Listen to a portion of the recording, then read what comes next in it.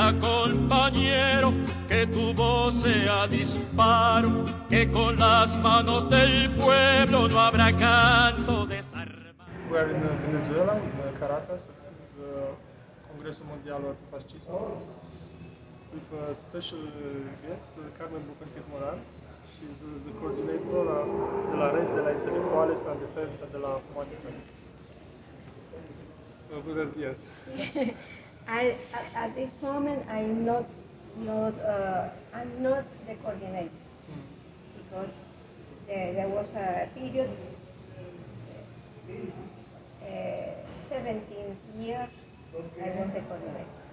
Now there's another person. Yes. But since I know all the history of the network, I can answer any question. So please tell us about this project. Huh? Please tell us about this project, about the intellectuals on defense de la humanidad. What is this? Who made it? Yeah, who made it? There was an idea, Fidel Castro, Hugo Chávez. They were very worried by the things that happened in the war,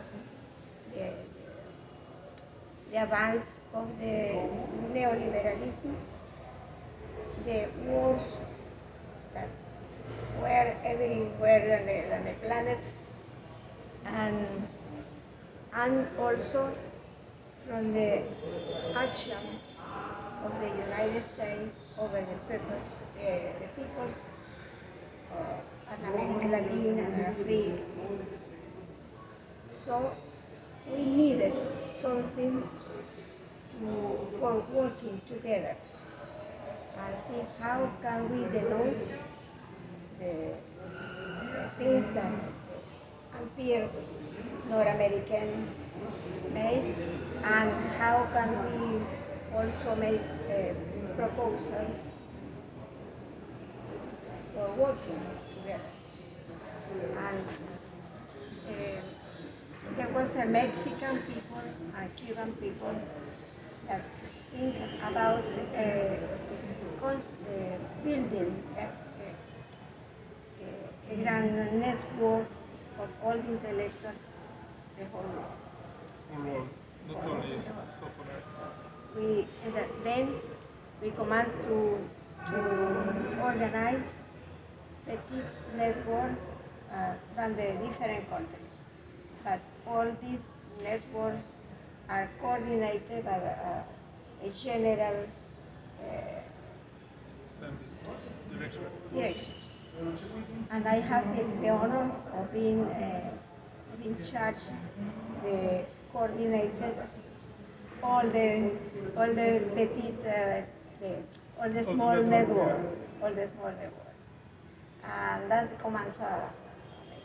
We make several meetings in Venezuela, and also we organize a meeting at Roma, Italy, and Bolivia, and Ecuador, Cuba. We move the place of meeting. How many years has the organization? 2004 jusqu'à maintenant.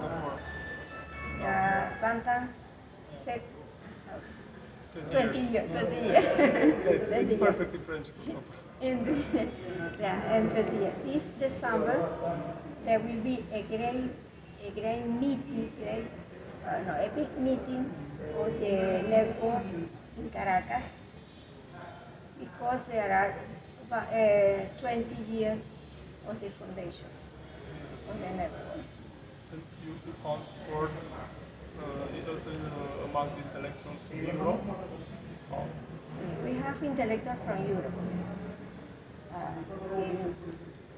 For example, Gianni Vattimo, the Italian philosopher, abused Conil. He was a part of the Samir Amin, also in Algeria and in France, also he was a member of the network. And in Spain, and in England also,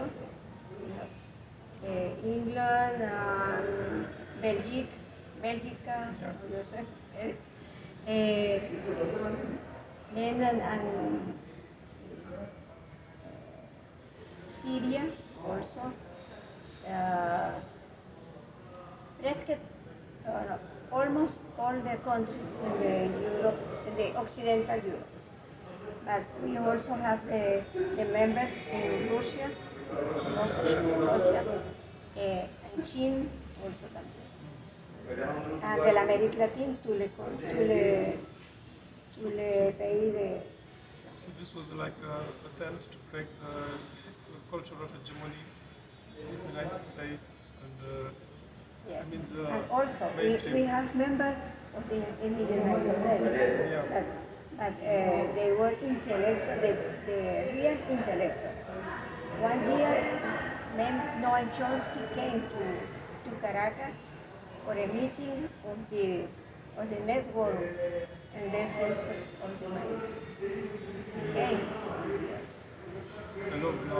No the member of the Party Republicano or Democrat, no. These politicians, no. The real intellectuals. You know, that's it. So how did the results after 20 years? You think can we now say envision some way of escaping capitalism? This is the biggest question I think. Yeah. What would be beyond capitalism? This meeting that we'll have in December is going to examine the world situation, the new menace or Threats against humanity. Now we have a war completely different but the 20 years behind. Now is all the redes sociales and the networks, the social networks. You have now the artificial intelligence. So different kind of aggression. Different kind of the amenaza. Yeah, menaces. So it needs that we think about that and we imagine another way to really give the battle against this. But the intellectuals, I'm speaking for Europe, but I suppose it's everywhere, are living in the end, are living in a neoliberal society. So their well-being, their prosperity in that society is given by adapting to that society. So it's like a vicious cycle. They have to make compromises in their opinion, they have to make compromises in their books for getting the advantages that neoliberal society gives. Because you cannot be against the society from which you expect to get rewards. So it creates Here in America, Latin America, also, that happens also. It is a different situation this year. The 24 at the year, and then the 2005. Very, very different. All the government now are almost all from the right wing. And now Cuba, Venezuela, Nicaragua still the ¿cómo se dice? Izquierda, right? La mano izquierda. The left. The left government Very, very small now,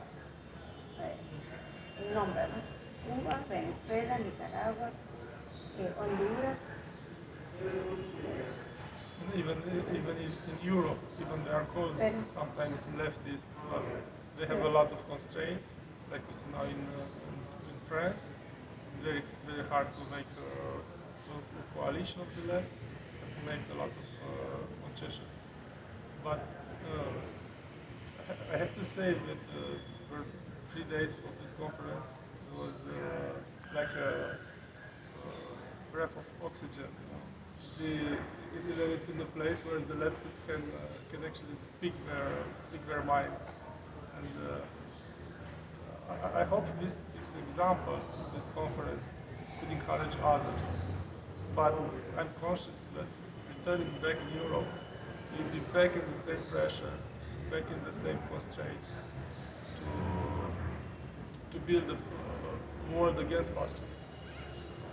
That's what I would like to ask you too. How do you see fascism? Because everybody is talking about fascism, connecting to Hitler, and okay, that was many years ago. I suppose fascism is not the same. You don't need flags and salutes. Modern fascism is worse than Hitler fascism. But fascism, I think, is also economics. And this is the main weapon of fascism, I believe. I mean, the main aim. Many other parts of fascism are rather tools for obtaining this aim. So, how do you think is fascism? How do you see it, and how can we fight it through intellectuals, through networking intellectuals against fascism? At this moment, I think it's more difficult than 20 years ago. More difficult? More difficult. Because I think the biggest threat against humanity is a war that, at least my person, doesn't understand what is the new language, digital language. And there is also the artificial life, the robots that are controlled. And there is a plan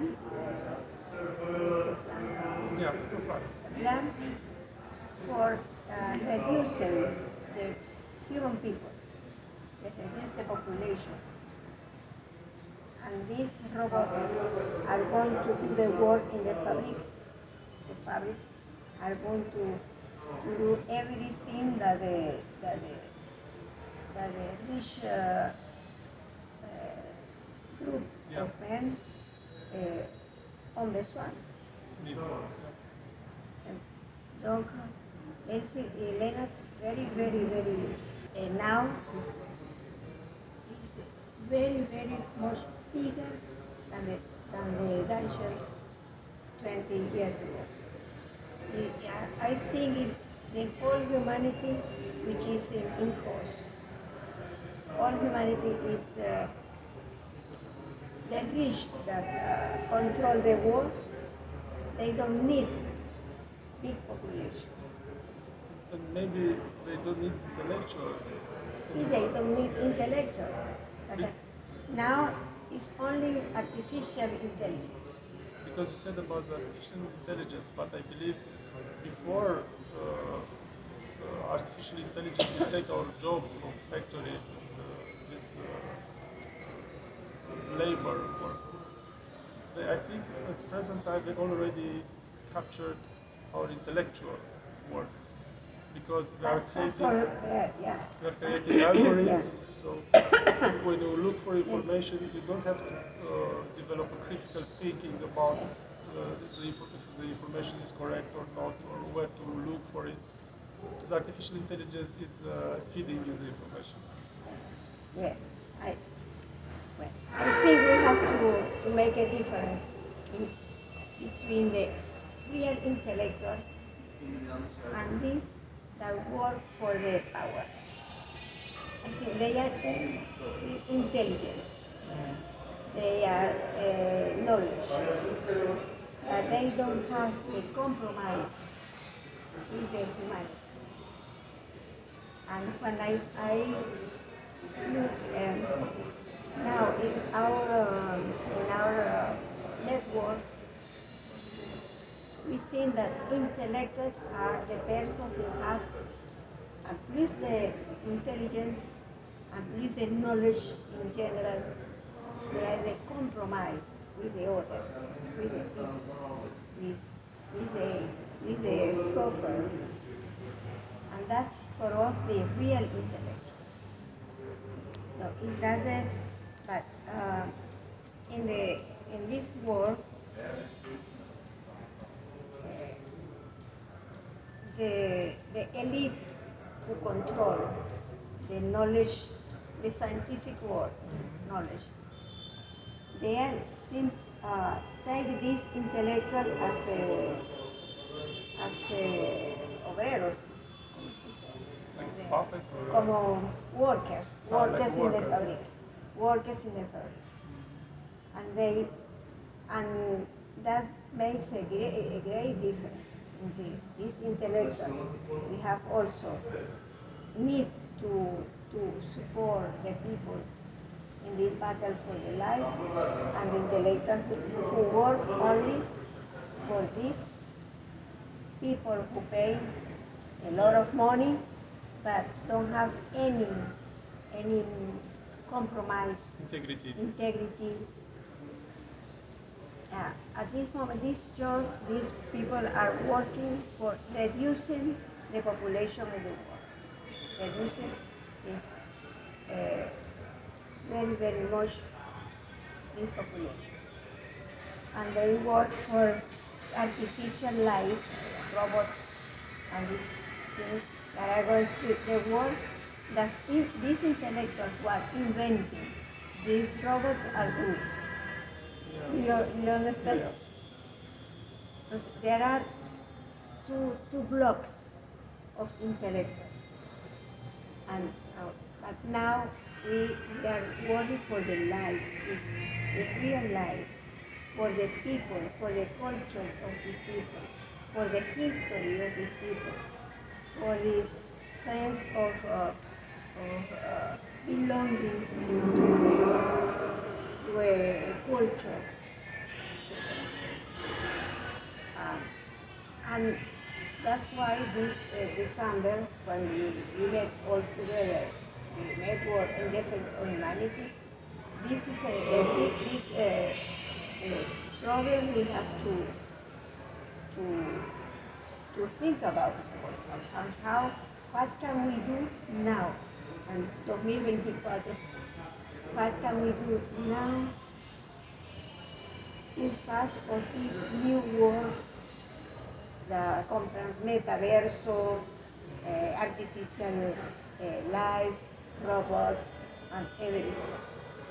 It's a world, I think, it's my opinion, I think it's a world completely different than 20 years ago. Yes. I think a great provocation in present days, after the Cold War, when it was like an equilibrium of power in the world, we are again in a situation where the world is splitting in two. We are seeing China on one side, BRICS, and Russia, and we see the United States. The BRICS is a door open now. It is growing. It's growing. Venezuela, I suppose, will join BRICS. But if we don't do that, we'll be victims very, very. But you think this conflict splits the intellectuals on two sides? I mean, both who are for one side, both who are on the other. Can it be in between, like to be independent of both sides? And I think that's the true meaning of intellectual. You have to be independent of the forces outside of you. So could be intellectual to be independent of this clashing of, let's say, like Samuel Huntington, the clashes of civilization.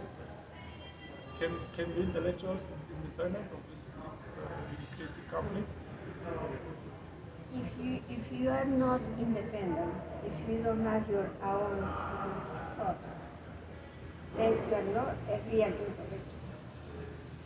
Well, but every intellectual is a person, has passions, I mean, you can believe in something, but still you have to think outside of it. But if you make the difference between the means. The means of life now, all people in the whole world depend on the cellular, the computers, okay, but how you utilize how you use this machine? You utilize it for the life in common, or you utilize it for your only for your objectives, personal objectives? You utilize for all the people in the world have to eat, have things to eat every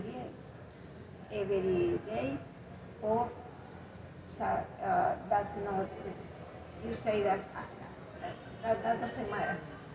I work for the job, for the people who pay my salary, that's all.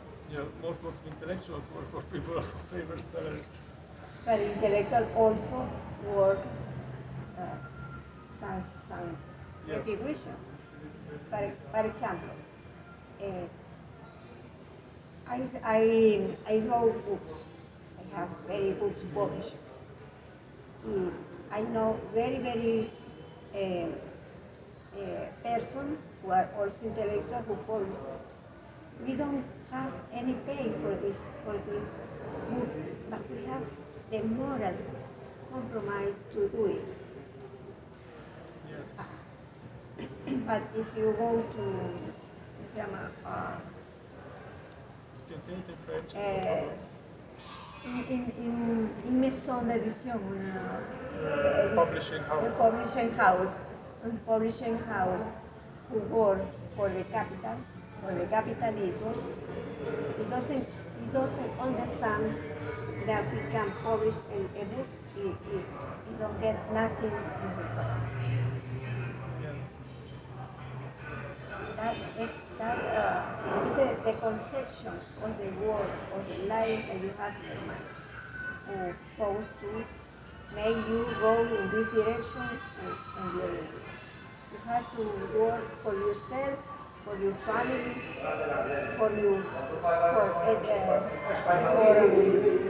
for your name, see your name in the newspaper, or you work for the society in which you live, the country you live, so that all humanity has something to do. Is that it? I believe till now intellectuals were more influential, like light powers in society, or guiding leaders, guiding the people. Now with social media, I suppose the role of intellectuals influencing the society around decreased a bit, and probably are decreasing more. Do you think can intellectuals still influence the governments to change the world better? Not all, not other intellectuals. No, well, let's be more optimistic and talk about your network. Your network of intellectuals in defense of humanity. The intellectuals are network. Yeah. Yes. In Venezuela, they are. They contribute to the revolutionary government. In Cuba also, Nicaragua also.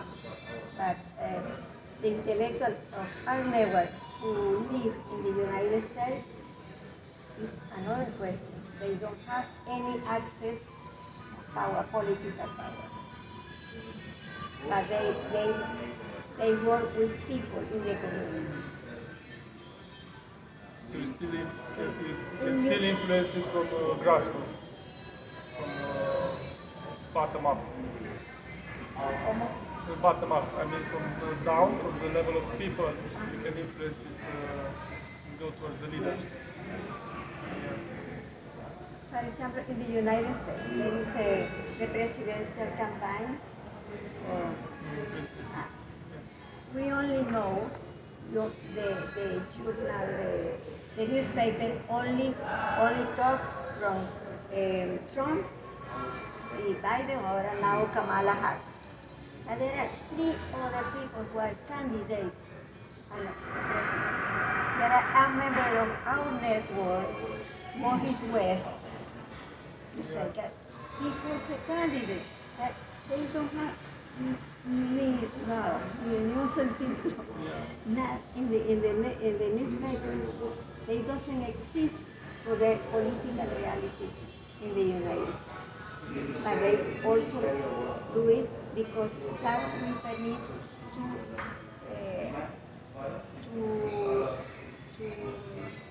make the discourse, the human discourse, the discourse on the values of the people, on the solidarity, etc., go to more people. Es quijotesco. Es una lucha quijotesca, pero we have to do it. We cannot give up. We cannot give up. Yes. I think in the end there are battles we can win and battles we lose. We have to accept this. Okay. But we have to make it work. Keep fighting. Yes. We have to fight.